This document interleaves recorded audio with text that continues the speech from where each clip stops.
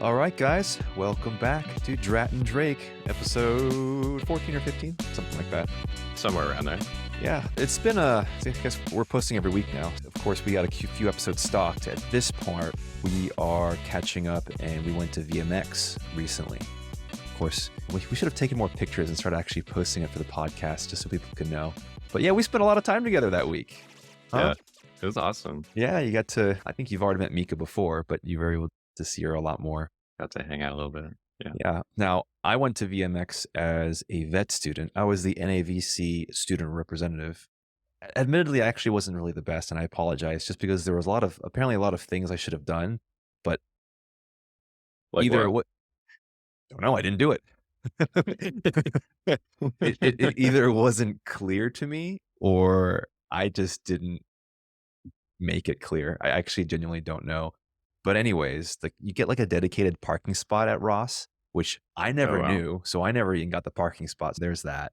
But one of the benefits is they fly you out as a student to go to the convention. And this is the last year they had it wherever they had it before they moved it to Orange County Center. And there's a student rep from all the vet schools around the world. I had the best time.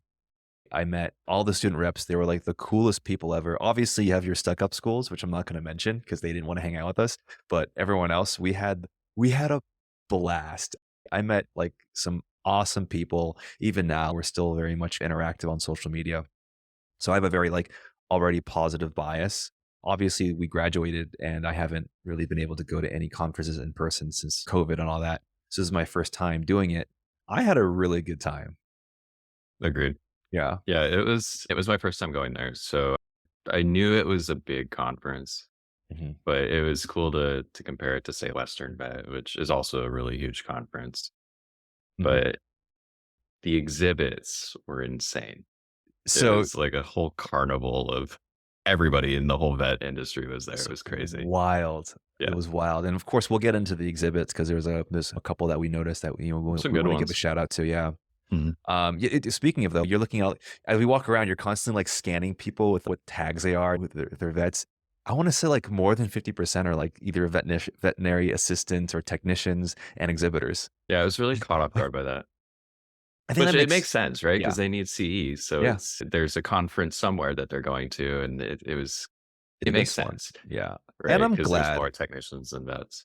I'm glad that there is a place for technicians to be able to have some quality CEs. I know you Mhm. mentioned from I think one of the first podcasts we did, you talked about how CEs, the standard of just trying to bring it up a little bit to that next level was something you were looking for. You think with VMX they maybe did a little bit better, or what were your thoughts on that? Yeah, admittedly, I was going to a lot of the same ones that you and Pam were going to, That's true. which because I guess I'm not accustomed to going to a lot of, like, behavior-related Fair, ones, fair. so I don't really have a great basis of comparison, but I would say that at least the ones that we went to, I felt were fairly informative. That's good. They had stuff that I felt I learned, which again, granted my, I think, baseline level of, like, specialized behavior-centric knowledge, I was probably starting from a little bit more of a basic spot, right? So, No one really learns about it, so yeah, you get what, like a semester? at best, if you're lucky. Yeah, so I think that it was a lot of good information, and there were definitely still some talks that I felt were the bare minimum of what I would consider an informative CE, but granted, for one person, they may feel it's not all that informative. For someone else, it may have some information they didn't know. I don't know. Yeah. But yeah, overall, I was pretty satisfied with the experience I was of, impressed, and of yeah, course, we talked about this and we reflected on this while there and even afterwards, but I would say it's pretty well run with one of the it's a thousands of people. polished, It's a polished it's convention a polished event sure. for sure. Yeah, and we were talking about the app, which in its own method was quite challenging and frustrating to use, but ultimately was pretty helpful and very useful. Yeah. Yeah, because Yeah.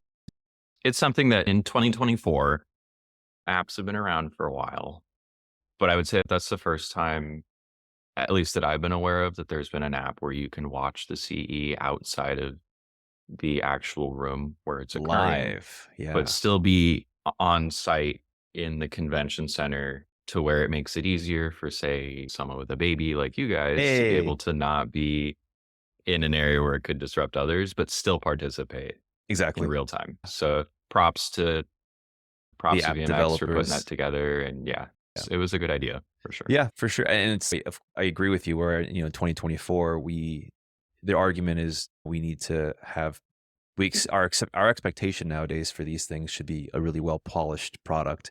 And of course, every year they have to throw things together and update it.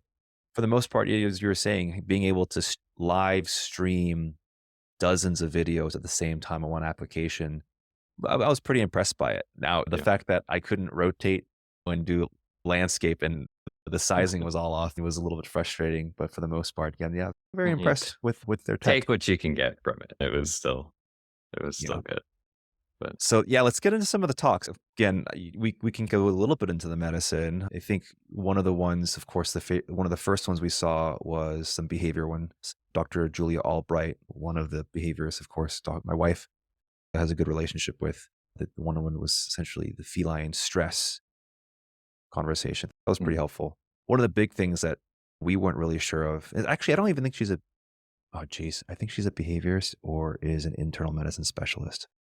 That's not on me to have to memorize. But just cut that part. I know we're gonna It's keep it. in. I have to own it. It's in there. The cool thing was there's a conversation about obviously gabapentin's heavily used in cats.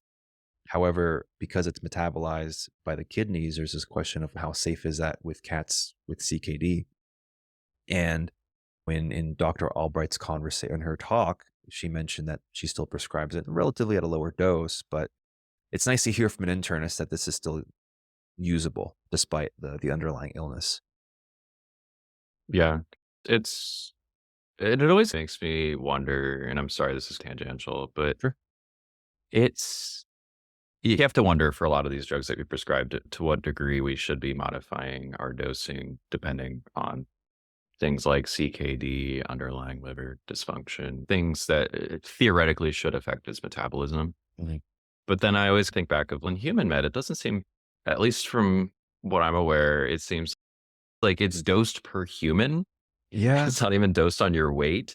And yet here in vet med, we're doing by weight and then also by metabolic cofactors that are involved. And it's cool. Yeah. And I feel like it's what we should be doing, but it always makes me wonder I w I mean, I guess the I have drugs no that idea. we're taking, are we doing this I properly?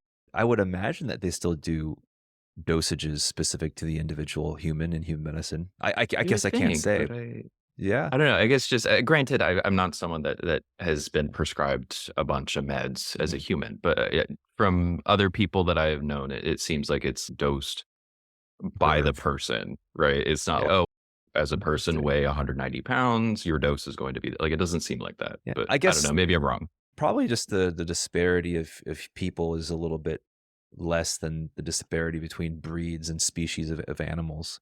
Sure. And I guess there's different metabolism between cat and dog. I guess that'd be my thought process. But that's Yeah, interesting. they Yeah. are different, but yeah. Yeah. Another thing But Dr. sorry, Albright I guess mentioned. going back to Yeah. the actual talk. Yeah, no, it's something that I wonder a little bit with gabapentin too, because I know that with the attention around human abuse potential for the drugs that we prescribe, Yeah. it's something that it always scares me a little bit when there's meds that I think do have the potential of coming under the microscope of more than they already are in the future, and yet we're finding all of these benefits for potentially further applications to where it is useful for cats with stress related, issues that can also help to treat patients that have CKD, other applications that we haven't really been using it for. Mm. And I worry, are we attaching ourselves to something that potentially is going to get taken away or remove the accessibility in the future? Or is it potentially better that we're doing this because it provides further justification to say, look, we can't just lock this down and remove it from veterinary practice because of all of these applications that are necessary and valuable to treating patients effectively. That's a good point. I think I don't know. Yeah. the only example I can have in comparison to what was threatened and changed was tramadol back in Yeah. 2012, I remember. Because that Was it that essentially long ago? I remember It Oh, might is have that one been of those I'm getting old type I thing? know. I remember I was still an assistant, and that's when it started happening. It was like one day we started having to log it, and it was just a huge pain. So we Yeah. stopped using it as much, which is good because people started abusing tramadol. I was over in San Diego, so there definitely were people doing it. Oh Really? yeah, my dog needs a refill of it, and so we started compounding it into a liquid, and then that would obviously stop the people from wanting to get it, just because now it tastes like liver or Make it something. tuna flavor and Exactly. liver. Exactly. I mean, that And will I guess only stop some people, it right? only stops some, but I guess enough. Yeah, that was and I think with our generation as veterinarians too, us going to vet school, I'm pretty sure the way we learned about tramadol really wasn't as effective. So I guess it's at least for like pain. So Right. I That there's a question to what degree it's actually controlling pain, exactly. especially in like dogs, which Mhm. is our primary use for it. But I, I I wonder too if it's something that as we've transitioned away from it, and especially with those concerns about human abuse potential, if to what degree are we motivated to say, okay, let's also try to step away from it because of those other simultaneous issues? I don't know, but I worry about gabapentin having It that same fate in the yeah. future. And I think people are already talking about it. I think there are people Yeah, who are trying to push for it. This is yeah, like the ketamine of 2020s. yeah. It's just sad because it's fundamentally there is a huge need for effective analgesics in vet med Mhm. because pain is a huge component of what we're looking to fix. And yet it's challenging to find an analgesic that doesn't have abuse potential in humans, And doesn't have a and bunch of side effects long term, right? Like you can only give so right. much NSAID or steroid before it Exactly. becomes problematic. Exactly. Yeah, yeah, So and it's a frustrating spot to be in. yeah, the other argument is there are vets who don't really believe that gabapentin truly has analgesic effects, and Right. they primarily think it's more for anxiety or sedation. So Yeah. it's a tricky one. Dr. Albright also mentioned obviously prebiotics and probiotics, and of course husbandry. She was very open about how this is sponsored by Purina. And of course, Purina sells what is it? It's the Calming Care, which we've used before, as well as the Fortiflora, which is probably the most popular one that veterinarians know about. Yeah, I mean, Pam and I have actually used Calming Care for our dog just because the whole idea is that, and this is the same for people, right? There's the bacteria in our gut has an influence in the chemistry of our brain. So if they can alter that, you might be able to reduce the stress with our animals, and apparently it has been shown to help. Anecdotally, for our pet, I don't think we've noticed a significant difference, but it's definitely out there. Common Care, I sponsor of mean, this whatever video. strategies that can work to help. Now, pivoting a little bit in from diet, well, actually, it's on the same topic of diet. Sarah Jablonski had a really good talk. I think this is one of my favorite ones, at least the most informative, because The she PLE mentioned one. the PLE one, the one with Yeah. refractory PLE. I thought that was great. Yeah, why don't you give me your thoughts on it since it's also one of your favorites? Yeah.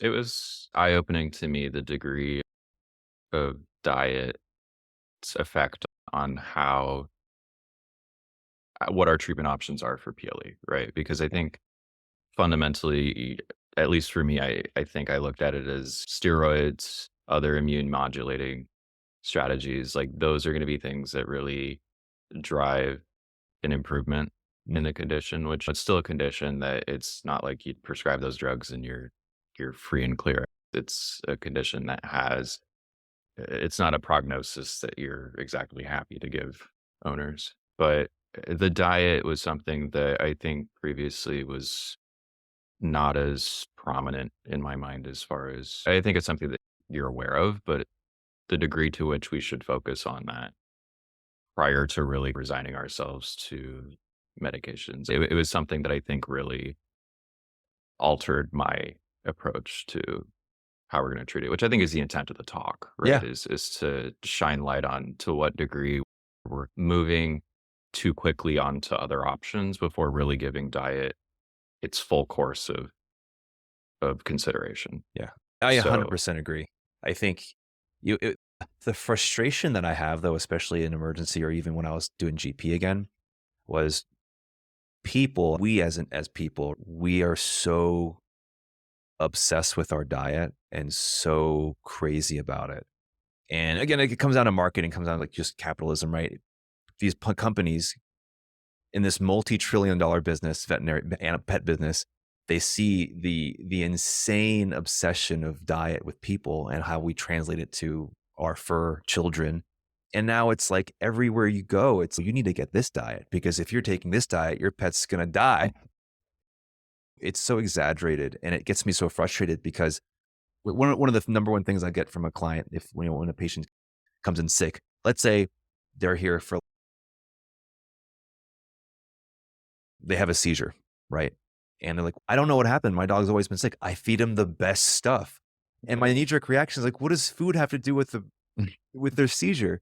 And of course, I'm still very adamant about the idea that a diet, although is incredibly important, there are government regulations on our macros and our nutrients in whatever food's provided out there, right? There's standards for a reason.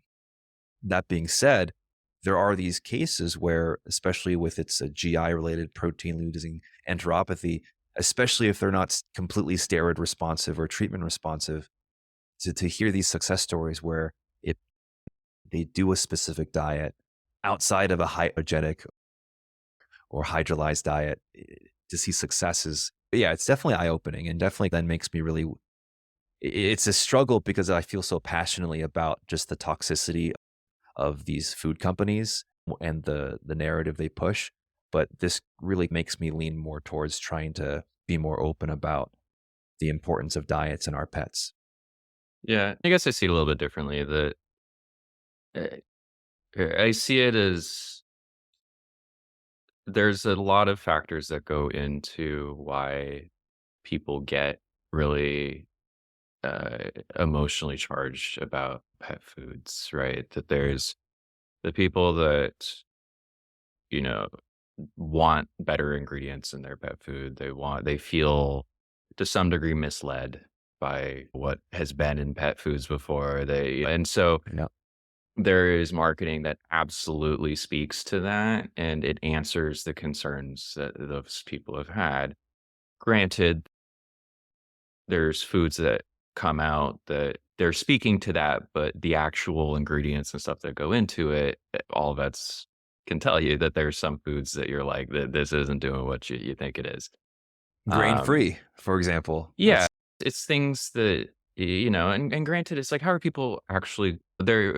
Who do you believe, right? You listen to the people that sound like they have your best interests in mind. So I, I, I get it from that standpoint. And yeah, at the same time, though, veterinarians and people that have more of a medical background, we look at the ingredients from the perspective of what health effects is it going to have. Is there a risk of bacterial contamination to pets, people, like assuming non-ideal conditions for preparation, things like that will alter the calculus of what's safe to feed mm, and not. I just I think there's a lot of crosstalk going on, and so people come in from whatever perspective they're coming in from, and because there's just this mix of different ideas, you get people that start to feel like I feel very strongly about why I'm doing what I'm doing because I care, and that starts to breed the kind of the environment we're seeing and yes. stuff like pet food that people really feel strongly about what they're doing. Yeah. And I think too, the coming back to the concept of always attributing health issues to the diet, I see that as people just trying to logically think through the problem, right? Because it's something that the food is something you're giving them every day. Mhm. You're watching the feces and urine come out the other end, right? And so those are things that you're keeping track of to try to assess, is your pet healthy?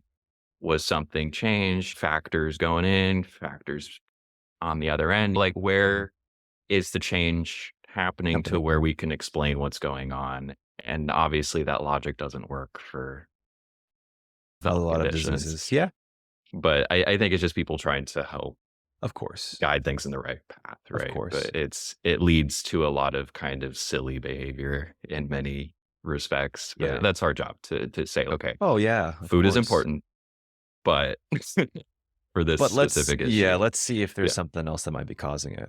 Yeah, But exactly.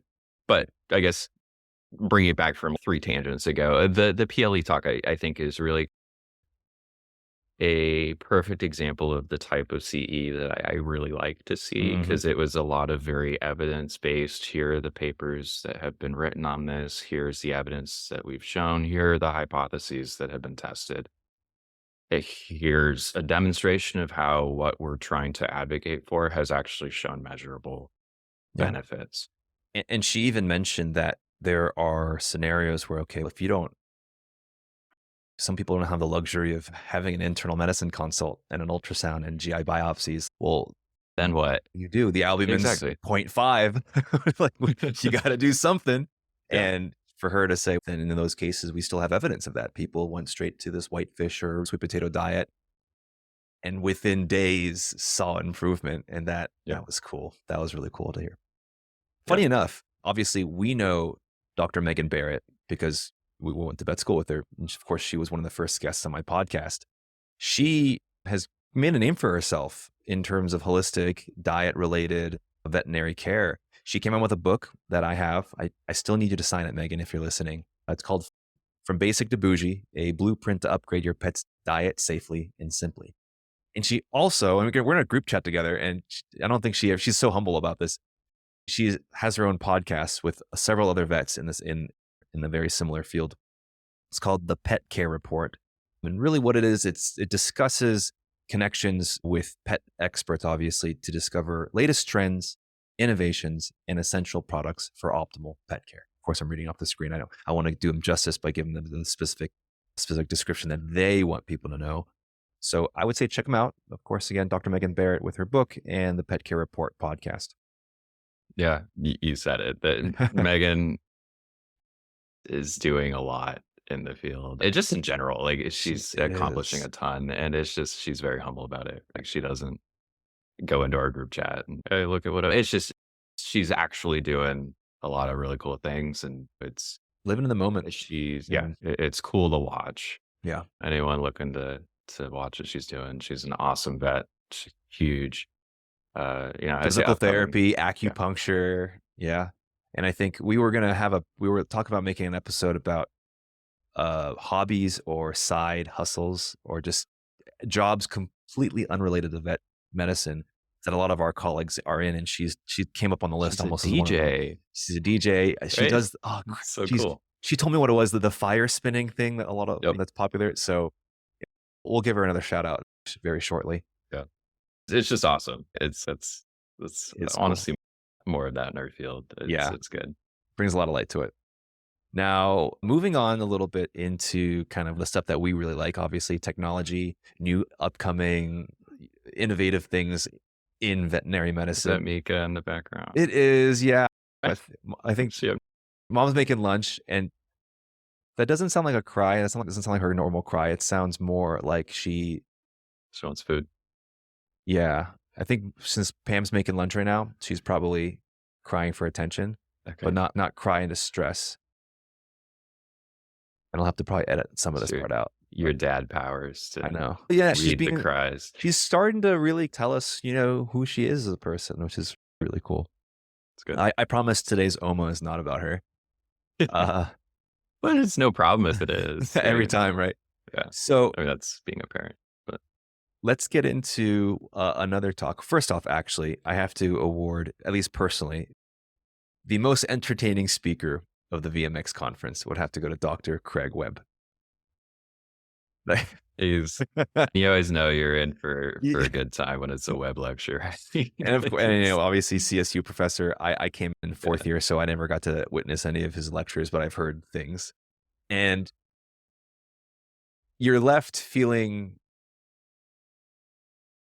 what? Can you explain to me how I we mean, felt? he just takes you on a journey, like He- the one where he's starting from like the liver ancient triad history. And you're like, where on earth are we going with this? And then he ties it back in, Ties it and back it's in. just I don't know. He has And fun you're just, with it. yeah, he But loves his job, and that's great. Yeah. So yeah, no, and he's got good timing. yeah, shout his out to jokes. Dr. Webb. Now, there was one that, of course, we have a little bit of a conflicting opinion on, which is why I want to bring it up. But there was the future of AI. Yeah. Funny enough, it's funny because I work with a Dr. Patrick Flynn, who's one of the surgeons at one of the specialty ERs I work at. But this, when we got in there, I was like, that's not the same Dr. Patrick Flynn that I know. But we're like, you know what? This is a kind of a cool talk anyway. It's an So let's kind of, imposter. yeah, let's jump in and let's listen to it anyways. So again, I'll start with my thoughts just because again, ours are a little bit different. He, of course, a big part of it was how, and this is, I think nowadays, I'm a little exhausted by it, but everyone's talking about AI and how could you not bring up AI in a veterinary, one of the biggest veterinary conferences out there, right?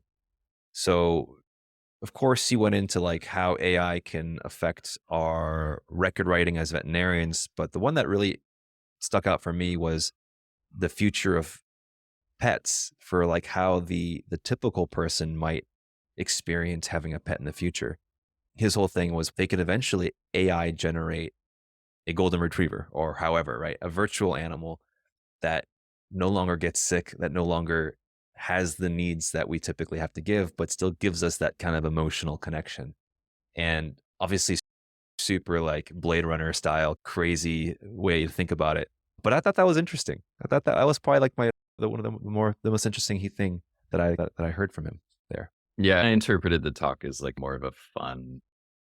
All right, we've gone super intense into cardiomap, pulmonary hypertension. Now let's just talk about if robot dogs are going to be a thing in the future. So it Yeah. was fun in that sense. But yeah, I agree with you that the whole narrative around AI, definitely it's new, right? So people are excited about new things. There's definitely, I think, a lot of fear being generated just out of marketing and clicks, and it's being done just to get people going. And I think I think everyone's a little exhausted by the fever pitch that it's reached. But Yeah. ultimately, AI is something that, and specifically what we're talking about with AI, is largely the large language models. Yes. The fact that we have the transformer model for neural nets that's able to produce very convincing language and parrot a lot of knowledge from a machine. It's cool, right? Can you So, actually, just for the audience, can you actually break that down and explain that a little bit better or a little bit more? yeah, it's something that the what people are talking about with AI, and largely this started with ChatGPT being released. And the whole concept that you look at is like the HAL 9000 or Mhm. whatever from, I forget the name of Space the movie, Odyssey. 2001: Space Odyssey, yeah. Yeah. Where you have this hyper intelligent machine that's capable of essentially talking to you as another human would, and yet it's been trained on a vast majority of the internet and human knowledge to be able to essentially be this person-like thing that you can interact with and find a whole bunch of useful applications for how can we get this robot to diagnose things for us? How can we use them to talk to people about how to do their taxes? Like, where are the applications going to come from this? But I think ultimately it's a little silly in my eyes because if you look at the underlying process that's going on, essentially what they're fundamentally doing is creating a neural network that is capable of essentially parroting the pattern of written text Mhm. in such a way that is essentially guessing the next likely words and phrases given a prompt and given the previous words that have been said. And in doing so, you can produce fairly relevant and contextually coherent statements. But fundamentally, it's not all that much different from like teaching a parrot how to talk, Okay. right? Because the question is, does the parrot really understand what's being said, or is it just saying things that you're like, oh yeah, that's actually correct and it sounds good? And I think it's just being done on such a large level that I think when we start getting into discussions as far as does it feel anything, is I think we're getting into a little bit of a silly, you know, uh, science fiction type realm, right? We're Mhm. not there. But I think specifically going back to the talk for these dogs that you put a little robot dog together and then you put these neural networks into them where essentially instead of predicting speech, you're predicting the movements of a dog, right? Because you encode it as walk around and bark and basically act in a way that you would expect for a dog. And are people going to be satisfied with that? And the next conclusion that comes from it that he spoke about, of course, was like, okay, if it's a robot, then it doesn't need veterinary care, usually, right? It needs a mechanic or Yeah. a programmer. Yeah. But I think it was just a fun talk to say, okay, I'm sure they will eventually come about, but I think there is a fundamental connection with another living being that I question, is that able to be fully replicated to a way that humans are able to connect in the same way with a robot dog? I'm skeptical, Oh, to be honest. I I think think most people at this are. time, I don't think it's feasible. But then Yeah. again, hey, there are people out there in certain countries that are marry a pillow and have a video game wife or something like that. Yeah, but Those are niche, but it's is growing, that right? going to I don't know. challenge the industry Not yet. on a large level? Probably not. Not during our generation, but who knows in the future. I mean, tech moves fast, man. It But it does move fast. yeah, the big event that is the big one that people are postulating on is the tech singularity, where you have AI capable of further advancing AI, right? Oh, So AI is able to code itself to then, because at that point, then it's operating as fast as is computers can, yeah. right? So then that's the question: is that going to happen in 5 years? Who knows? But yeah, it was definitely a talk where I could hear some of the people around me sitting there being like, "Oh, it's ridiculous," and making these comments throughout it. But I don't know. I didn't take it super Yeah. seriously. And I think overall, the AI thing, I hope will calm down in the near future, because I think it Yeah. is an obsession on a societal level that we just need to get through. I think AI as a whole will be perceived as commonplace as just technology overall, right? There's going to be AI on multiple levels. A lot of them won't even be visible, right? It'll be on the back end behind websites that you're using, software that you're using for different applications. And there's no need to then advertise the fact that it has AI, because everything's going to have AI, right? It's like the ones that 20 years ago were advertising that they have SQL, which is a database language. Mhm. It's like now No one would ever say advertise that. that fact, 'cause it's just whatever. So I think it'll go the same way. Yeah. The AI things will just become It's just kind commonplace. of a fad term right now Yeah. that people are really blowing up. I agree. So Yeah. Okay. Alright, so we went to the exhibit hall, and of course, we mentioned earlier a bunch of exhibitors. This again, multi-trillion-dollar market. Pretty it was pretty is veterinary overwhelming. multi-trillion? I thought it was. I thought I don't think the am I veterinary lying market's that about big. this? I think it's a Okay. lot smaller. I Remember the vet market overall, like vet services, I want to say was only like a $30 billion market. Like it is not that big. And I want to say even the AI talk, I think he said that just the vet, like pet everything, I think is only $100 billion. I don't know if that's globally or in the US, but yeah, trillions to me is like the real estate industry or something insane like that. Alright, you're right, 300 billion. That's still really big. Yeah. So 300? I stand Wow. corrected, guys, not trillions, hundreds of billions of dollars in this market, okay, in the pet industry. Not just the vet. I think the vet's probably, I think you're right, a third of that, but then 300 million is, It's still a very small industry. yeah, I wouldn't say that small. But so obviously it was pretty overwhelming and busy. I remember as a student when I was there, I spent so much time there because you get all this free swag and we didn't have time, especially with the baby. And I apologize, she's Which still crying. We're which still vocal. how do you feel about the amount? I don't know, because I got the bag of stuff Yeah. and I felt bad because I get that every business wants to put their token items in there to try to gain further customers and stuff. To me, I don't know, like a lot of the pens and the booklets and stuff that you get, You can find a use for them, but I feel like to some degree we're just contributing to pollution in Oh, your house and then just the 100%. world.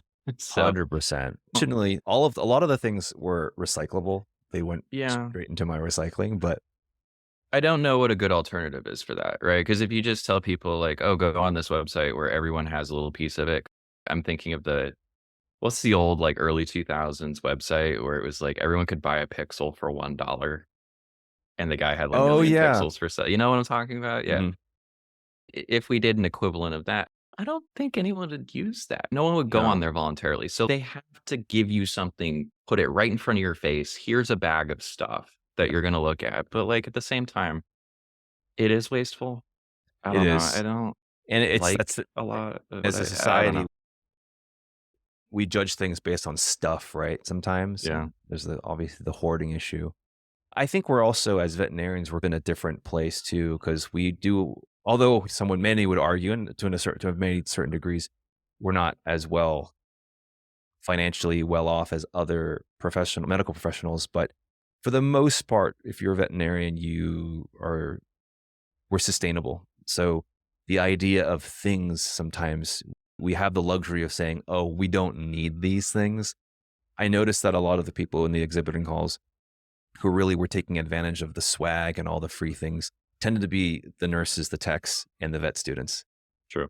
right? Like I said, there's definitely you pick through it and say, "Oh, can I use this little booklet to potentially take my rounding notes in and try to Yeah. do what you can with it?" But yeah, I think that was one of the things I felt a little bit Mhm. eh, Yeah, bad about was getting that, and I was just like, as an industry, can we do better than this?" I think we can because I'm very much in the Mm, same place as you. I actually wonder though, statistically, like, all right, so what's the you look at like the cost of a certain swag article and what the chance like where's the return on that? Because I don't even know if there's metrics that we have access to. Because there was one company that was giving out a free Yeti. Whoa, okay, hold on. That's a Yeti. I'm gonna spend 20 minutes and get in line for that. But what does that company really sit? Did I just get real estate in my head now about this? And what's the value of that versus what's the cost of it? I have no idea, but the fact that people keep doing it probably shows that there is value to it. I'm sure that's been studied to death, right? Oh, Like oh yeah. advertising as an industry, That's a multi-trillion-dollar like market. there you go, you have one. No, I'm sure because it's a hard thing to measure, right?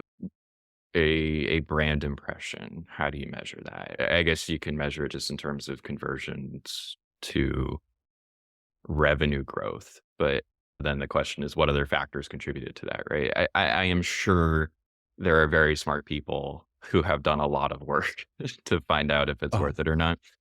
I think as a whole, it's probably one of those things that on an aggregate level, if everybody's doing that, it's probably not moving the needle for any single one of them. But if you don't participate in that, mhm. you're falling behind, I think is the way that I look at it. Yeah. I think if Yeti cups turn out to be a fairly successful thing for any given company, then everybody's going to start doing Yeti Yeah, cups and totally. then it's Yeah. whatever. But There's probably also balance with the company, what they're selling, the actual market, sure. and the yeah.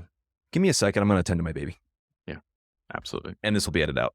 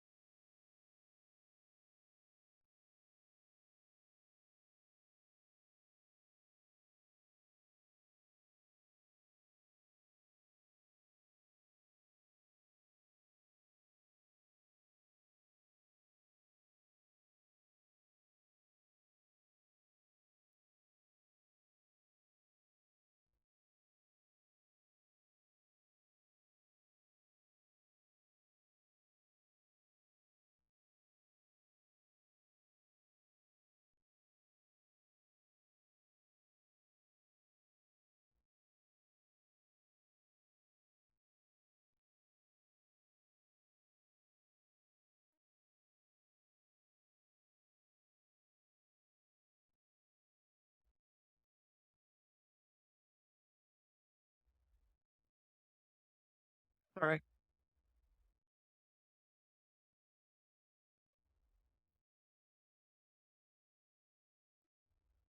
All good.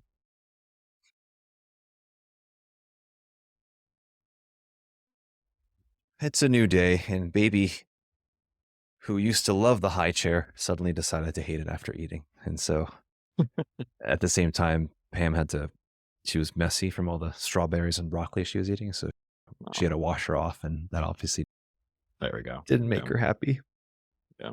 Okay, so pivoting obviously into the marketing aspect, one of the exhibiting halls that we really liked, and then we were there for a good like 20 or 30 minutes talking to the owners is Vet Hive, mom and pop shop. We obviously have a lot of things to share. It's Kate and Will Baker. They're both veterinarians. The unique thing, of course, and this is again you were saying is a trend. The the wife is a veterinary specialist. She's a clinical pathologist, and the husband is an ER doctor. And again, me, It's a you, thing. and then Pam's behaviorist, Steph's an ophthalmologist, and of course now Kate being the clinical pathologist. But here, do you want to talk about what Vet Hive is and what they do? Yeah. You talk to them more, but Oh, that's from what I gathered, it's essentially a social network dynamic between colleagues, specifically with cases that you yeah, can discuss things that have been challenging, cases that you want just a little bit of additional verification from other specialists, right? If you have radiographs that you just want to triple check that you're interpreting these correctly, you have a radiologist that can say, hey, we're on the right track with this, which is extraordinarily useful yeah, because it's one of those things that any given person going through veterinary education and then having cases to draw on from experience, it's a finite number of case exposures that you're and medicine is one of those things that there are always going to be rule breaking cases that don't read the textbook, they don't follow your expectations, they're going to deviate from what you've been taught is the expected outcome for any given disease process. So having a crowdsourced type model for medicine hmm is a very useful thing, right? And that giving an effective platform where people can discuss cases effectively, I think is an extraordinarily useful thing. They are absolutely meeting the demand for that kind of platform. yeah. So I think they hit the mark really I well like it. on that. We talked Yeah, about this a it few looked years good ago. too. Yeah, we wanted something that you can speak with someone and get some guidance, but there's also a voting system, a rating system of how good the question is. Very much like a Mhm. Reddit-based forum thing. And when we saw that, we were just like, wow, this is exactly what we were talking about and like what we've been wanting. So that was a big part. And it's also beautifully done. Yeah, The their user interface interface, and just like the super layout, simple. very nice. Yeah. Yeah. So So no, they are positioned very well to. I think they'll continue growing and they're going to be really successful at it. You look at like the whole. I don't know. This goes back into AI. I was like wondering to what degree are humans like 10 years from now? mm, Where is that going to fall into place? Where we're contacting other people versus consulting a robot that's been trained on the aggregate of all veterinary research and all veterinary data. And I think honestly, one of the problems that I see with the AI component is that veterinary research is, at least compared to human medicine, I think mhm. lacking in a lot of respects, right? We always joke that any given veterinary study, oh, what's the sample size? 10 Yeah. over 5 years, and the paradigms have changed on how things have been treated.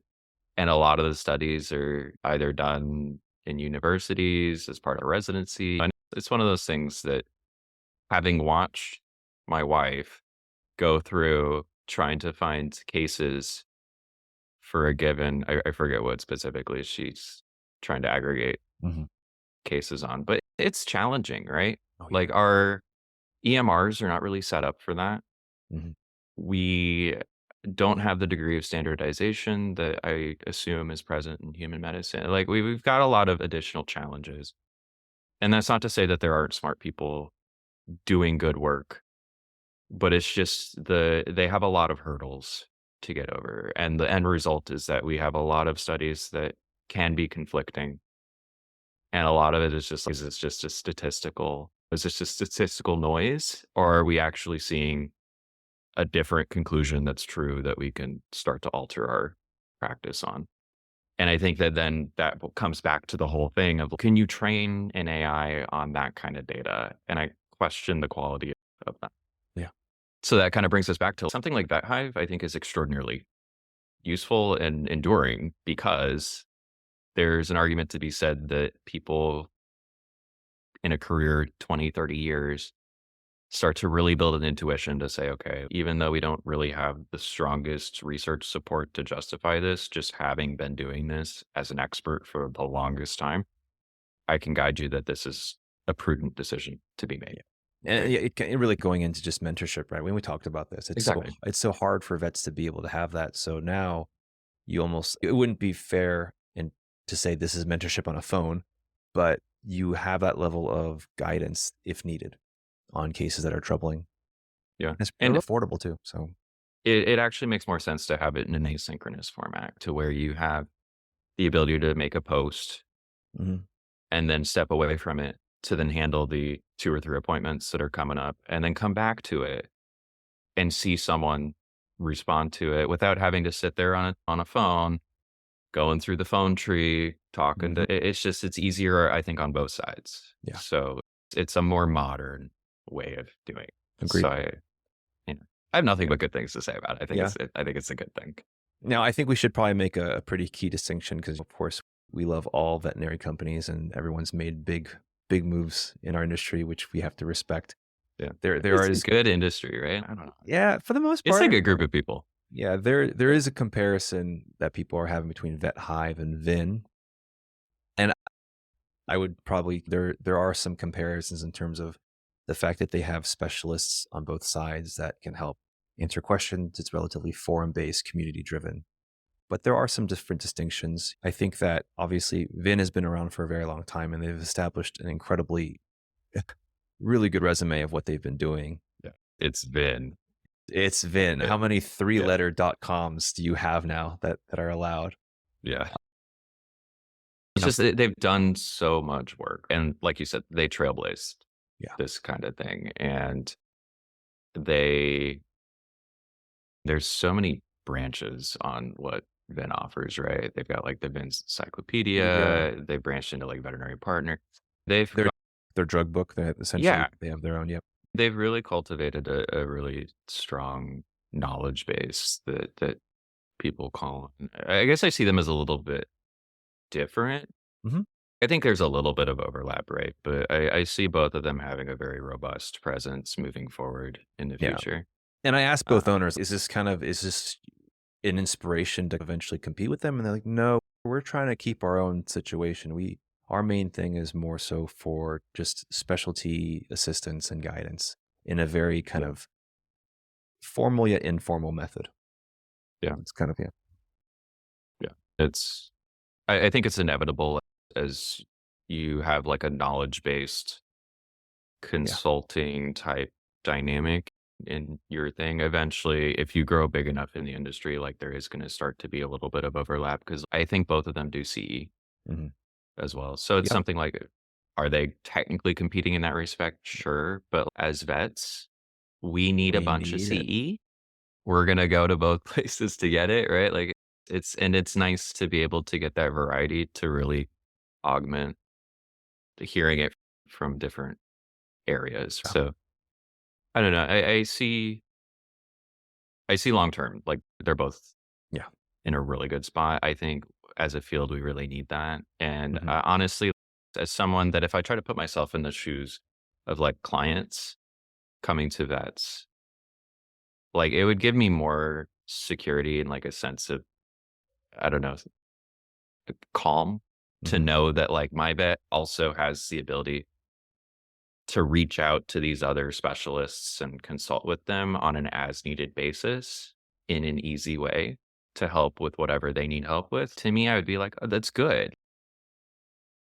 And I could see how some people would say, "Oh, that shows a lack of experience or they're not confident in their knowledge," but, like, it's just a fundamental thing. No human is gonna have the answers to everything. Exactly. And I think as a society, I think we've come to embrace the fact that, like, network effects and being able to put a bunch of heads together and a bunch of Mhm. smart people into one spot, it's gonna benefit everybody. And ultimately, the goal is to really continue to improve the quality of what we're doing for pets and Yeah. Just to finish up with what you were saying with especially with owners, I feel like people nowadays, they obviously there's a value into your knowledge and what you know and your expertise, but bedside manner and the ability to communicate is, I think, one of the biggest requirements nowadays in healthcare. So, yeah. all right, Well, let's it's just move it's on. not enough to just know things, right? Like, Exactly. you have to be able to help in a way that, number 1, feels like you're helping. Number 2, do it in a way that you're not that you're achieving the same goal, right? And then it's just I don't know. The times have changed a little bit. Like, you look at clients too. Mhm. Like, they're also crowdsourcing in a way that they look at how many areas Oh, they can totally. ask questions online with each other, and I clients mean, can give their own experience. talking about We Reddit, need to embrace there's it, yeah, I mean, they have right? Reddit for veterinary stuff too, right? Yeah. Like, we just need to embrace that dynamic, and I think that anyone who's moving into that sphere in a way that's supportive of that, I think is gonna do well. All right, let's move on to our oma sarcoma. Yeah. All right. So, do you have yours today? I know I actually came unprepared. you I came have to okay. you go All first, right, you let go me go first. first. I'll start with my oma. I'll touch base with you, see what you think. My oma, so lately, because of just with my work schedule and all that, and baby and all, and Hank, of course, it's been pretty hectic of just trying to balance everything. What I've come to realize is if I wake up early, I can work out, I can make my breakfast, I can take care of the pets all before baby wakes up, and then I can take care of baby and have everything prepared for her while Pam gets ready and has her day started. So I first woke up at 6 o'clock, and that wasn't enough time. So I started waking up at 5.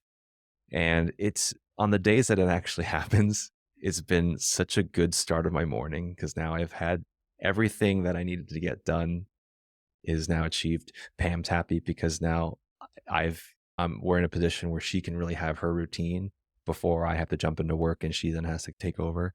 So it's for me, it's been such a good thing. And it's been such a positive experience for me to wake up early. Obviously, now I have to wake up. I have to just go to bed a little bit earlier. Then again, now we just don't watch as much TV or we don't do as much scrolling, right? Which is We not a bad thing, which is not a bad right? thing. Less TV Exactly. is usually better. I know that Steph loves TV, but I have a lot of catching it's up to do though, because there's a lot of stuff that people are talking about that you hear, and I'm like, I used to know about it, but now I have no clue.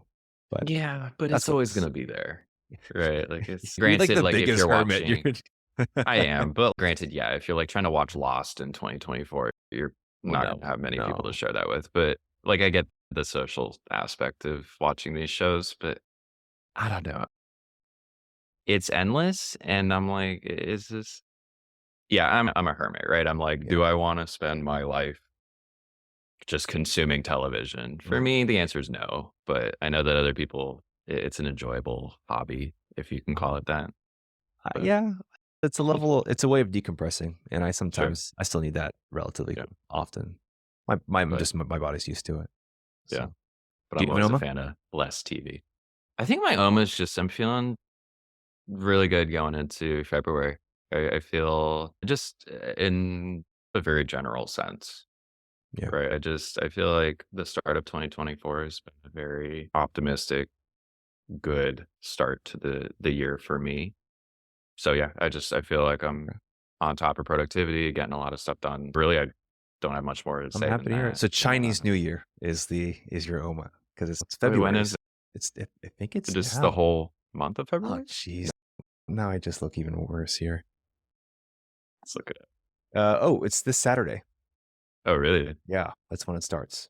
And then how long does it go? 15 days. Okay. I just read that actually. I wish I was a better Chinese American, but Actually, did you Google it and get the fireworks? yeah, I did. It's cool. That's a nice touch. Yeah. Oh, Okay. and you can replay it.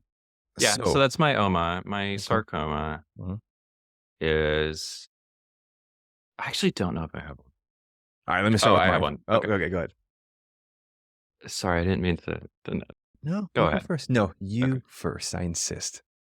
Feel bad. So my sarcoma is actually my wife's sarcoma, which Oh, is that sounds weird to say, but so I know. she It's a she has been having issues with her car that she took it in for service and then had to get a motor mount replaced. And then she also had like a leaky tire that she had to get I patched. remember And then that. another tire had to get patched. I Oh, don't know if she just drove through a bunch of construction debris or what, but two tires had to be patched. And it was, I think, weighing her down a it's little a bit, lot. but we're through it. Okay. So I think she's feeling a little bit more relieved, but it was cars break, so it's you expect it, but it's frustrating when you're Yeah. going through the moment of it, right? Because it's just that's just another thing on my to-do list. I was gonna relax this Saturday and to think about car. So That's a pretty good sarcoma because yeah, it's and I she's think going my through a residency. It's tough. That sucks. You don't that's the yeah, I last mean, thing you need. your spare time is at a premium. Little things like that, I think, hit you. They affect your psyche a little bit more. But yeah, like I said, we're over that little hump now, so hopefully she's not doing donuts and construction sites Not or anymore. whatever. She's learned her We lesson. put a stop to that. But yeah, no, it's all good. All right. So yeah, Well, what's your circle? so it's a little conflicted. Not, I personally don't think it's that conflicted, but of course, as someone, it has to do with unreasonable clients in the Okay. veterinary field. So now I'll be the first to really acknowledge that it's a really tough situation having a sick pet. And a lot of people, including myself, see their pets as their own children and family. So when you have someone you love so dearly sick in an environment that's very stressful, these emotions can play out. Like I promise I get that. There was a client that came in over the weekend, and essentially the pet was very sick, incredibly geriatric. Not that age is a disease, but like close to 20 years old. And it came in because it hasn't been eating, it's been lethargic, and its back leg stopped working. So I do my it essentially was came in as a stat. In what that means is the front desk or whoever's triaging it will bring the pet directly to the back so it can be evaluated by me or the veterinarian. So there was no communication with the owner at that time. But because of the concern for the pet's life, it had to be first seen and evaluated. First thing I see, obviously, is this really disheveled dog, smaller breed dog. So we were able to pick it up and take it out of its little bed. Can't use its back legs. Very dehydrated, very lethargic and down. First thing I do when I do my physical exam is I feel these giant mandibular lymph nodes, right? Then you feel the popliteals. So you see where I'm going with this. Yep. For the dog that was, I think it was 5 or 6 kilograms, 2 inches, so like 5 centimeters was the mandibular lymph node. It Oh, was crazy. This was like not something you could see it. And I was shocked and I was like, okay, we need to put a catheter in this dog because we need to do something. This isn't going to be a situation where we're just going to let the dog needs treatment, or I'm going to have a very serious conversation with the owner. So we shave the leg. And then as soon as we shave it, the person who triaged said, the owner doesn't want anything done with this dog unless she agrees to it. And so we don't place the catheter. We already shaved the leg. We'll bring the dog back to the owner. And she completely loses her mind. She is so distraught and so upset that we had tortured and made her dog suffer. And she was inconsolable. There was nothing that we could have done or said. We were at fault for doing that. And again, I get it. Your dog is sick. And I'm not going to go into whatever discussion she had with her regular veterinarian. sure. But This dog was not diagnosed with anything, and it was just on my in my hospital almost on just looking very sick, and I'm the bad guy for trying to place a catheter and trying to treat it. And she came in just wanting subcutaneous fluids, and it's just that's such a though it's I've dealt with my fair share of, like, very complicated situations emotionally or medically, but in a scenario where you understand and she admits, "Oh, I know my dog's been sick for 6 months. I know it's been declining. I know this and that." You acknowledge this. You say this to my face that how horribly sick your dog is, and yet for you to then be upset with us, and I'm the one who's now tortured. She said that, "You tortured my dog." That part that's been really Frustrating. unsettling for me. Yeah, yeah. It's one of those things that I think, especially ER, Yeah. right? Like it's you are in everyday situations where damned if you do, damned if you don't, Mhm. right? Because I've had days where in the same day, I've had clients be upset that nothing was done until they were spoken to. That they were like, "Why? What have you been doing?" Yeah. And in the same day, had people say, "Why did you do anything before coming to talk?" Like in the same day, and it's something that you have no idea who is coming through the door and what expectations are to come in with. And I think it's to some degree a little bit of a lack of understanding that as someone who doesn't know either type of client in terms of their expectations, and obviously that's a very simplistic binary to make. Coming in knowing that there are gonna be people that feel differently than you do as far as how they want things done, and knowing that the person responsible for those decisions, being the vet, Mhm. has judgment calls that they need to make in terms of, on the whole, if they see a pet that is in a position where it needs medical treatment immediately, they're gonna act on it and do things to try to help. The operative phrase being they're trying to help. To some degree, you need to be understanding of that. Oh, Even yeah. if it's not personally your own Mhm. desires, it's something that I think I've seen it, and I think especially some of the older vets that I've talked to, we've seen a deterioration in the ability for people to place their themselves in someone else's shoes to say, "Okay, I see how you made the decisions based on the knowledge that you had at the time to make the best decision to try to do right." And I've seen a lot of that just disappear. This you didn't predict what I wanted, Mhm. even though I didn't say it to you. Therefore I'm allowed to be as angry as I want at you Mhm. with no boundaries. And I think that's where I don't know what the solution to that is, Yeah. but it's a difficult position to be in on the other side. And like you said, these are emotional situations, and it's concerning pets that absolutely a very huge part of our lives, right? Mhm. Like it's you don't want anything bad to happen to them. And I get it why people get so upset where they see things that they feel have been done wrong.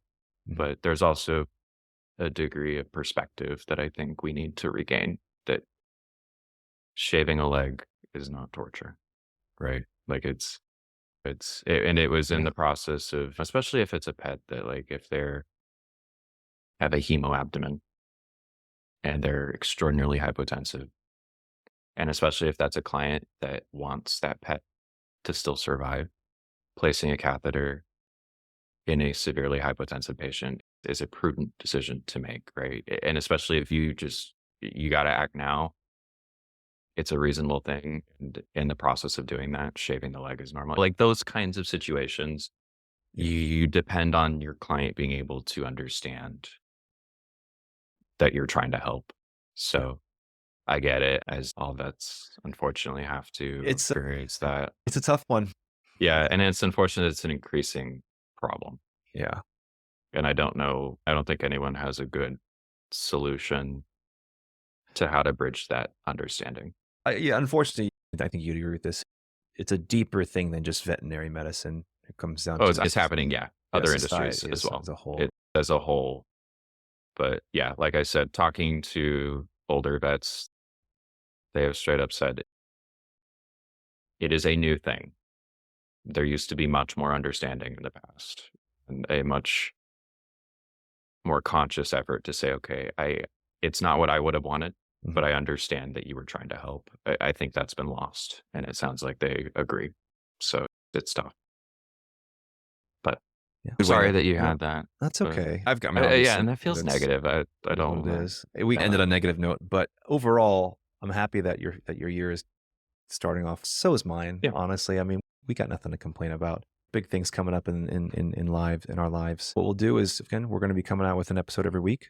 I promise the next week's going to be way positive. Maybe we might even just cut out the sarcoma overall. We'll do a double OMA. You know? Maybe you could just aggregate all the sarcomas into a single podcast and you're like, watch this if you want to be sad. And I then don't know. watch all the OMAs if you want to be positive. Yeah. No, but honestly, like we talked about earlier, VMX was awesome. Yeah. I really enjoyed it. I'm excited to go next year. Like Yeah, it I was wish we can go to Western this year, but it's just too close. the timing. Yeah. It was hard this year, but yeah, it was a really good conference and Vegas being Vegas, it's a fun Gotta go. place to go. All right. All Next right. time. Hey guys, thanks for listening. We'll catch you later. See you later.